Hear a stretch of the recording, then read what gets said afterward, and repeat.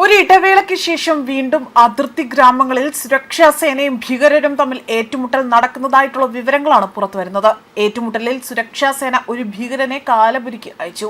ഭീകരൻ ഒളിച്ചിരിപ്പുണ്ട് എന്ന രഹസ്യ വിവരത്തിന്റെ അടിസ്ഥാനത്തിലാണ് തിരച്ചിൽ ആരംഭിച്ചത്.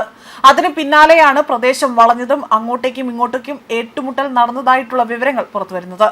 മേഖലയിൽ കൂടുതൽ ഭീകരർ ഒളിച്ചിരിക്കുന്നുണ്ട് എന്ന നിഗമനത്തിൽ തിരച്ചിൽ ശക്തമാക്കിയിരിക്കുകയാണ്.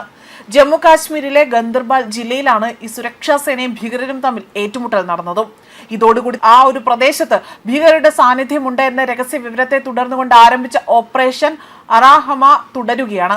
അതേപോലെ തന്നെ ഗന്ദർബാലിലെ അറാഹമ മേഖലയിൽ ഭീകരരുടെ സാന്നിധ്യം അവിടെ ഉണ്ട് എന്ന സംശയാസ്പദമായ നീക്കങ്ങൾ നടക്കുന്നതായി തന്നെ കൃത്യമായ രഹസ്യ വിവരം അവിടെ കിട്ടുകയും ഇന്ത്യൻ സൈന്യവും അതുപോലെ ജമ്മു കാശ്മീർ പോലീസും സംയുക്തമായി നടത്തിയ തിരച്ചിലിനൊടുവിലാണ് അവിടെ ഇത്തരം ഒരു ഏറ്റുമുട്ടൽ നടന്നിരിക്കുന്നതായി തന്നെ വ്യക്തമാക്കുന്നത്. മാത്രമല്ല ഇവർക്ക് ഈ ഒരു രഹസ്യ വിവരം ലഭിക്കുകയും ചെയ്തു.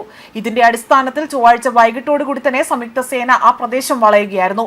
സേന പ്രദേശം വളയുന്നത് കണ്ട ഭീകരർ സൈന്യത്തിന് നേരെ വെടിയുതിർത്തു. പ്രത്യാക്രമണം നടത്തുകയും സൈന്യമാകട്ടെ ഭീകരരെ ശക്തമായി തന്നെ നേരിടുകയും ചെയ്തു. രാത്രിയിൽ ഉടനീളം ഇവിടെയുള്ള വെടിവെപ്പ് തുടരെ തന്നെ കേട്ടതായി തന്നെ പ്രദേശവാസികൾ വ്യക്തമാക്കുന്നുണ്ട്. കഴിഞ്ഞ ദിവസം രാവിലെയാണ് ഈ ഭീകരനെ വധിച്ചതായി തന്നെ ഈ ഇന്ത്യൻ സൈന്യം സ്ഥിരീകരിച്ചിരിക്കുന്നത്. കൊല്ലപ്പെട്ട ഭീകരരെ തിരിച്ചറിയാനുള്ള ശ്രമങ്ങൾ നടത്തി വരികയാണ് എന്നും ഇവർ അറിയിച്ചു. ജമ്മു കാശ്മീരിലെ കിഷ്ത്വാറിലും അതേപോലെ തന്നെ ഉധംപൂരിലുമായി തന്നെ നടന്ന 2 വ്യത്യസ്ത ഏറ്റുമുട്ടലിൽ 3 ഭീകരരെ വധിച്ചതായി തന്നെ സുരക്ഷാ സേന അറിയിച്ചു.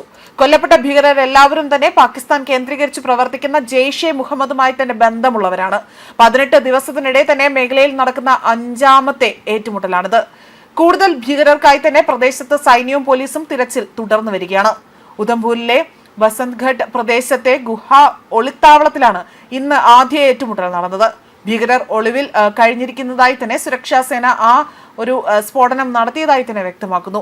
2 ഭീകരരെയും സംഭവ സ്ഥലത്ത് തന്നെ വെച്ച് വധിക്കുകയും ഗുഹ ഒളിത്താവളം ലക്ഷ്യമാക്കി തന്നെ സുരക്ഷാ സേന റോക്കറ്റ് മറ്റ് ആയുധങ്ങൾ പ്രയോഗിച്ചുകൊണ്ട് തന്നെ ഭീകരരിൽ നിന്നും വലിയ രീതിയിൽ അവിടെ ഏറ്റുമുട്ടൽ നടത്തുകയാണ് ഉണ്ടായത്.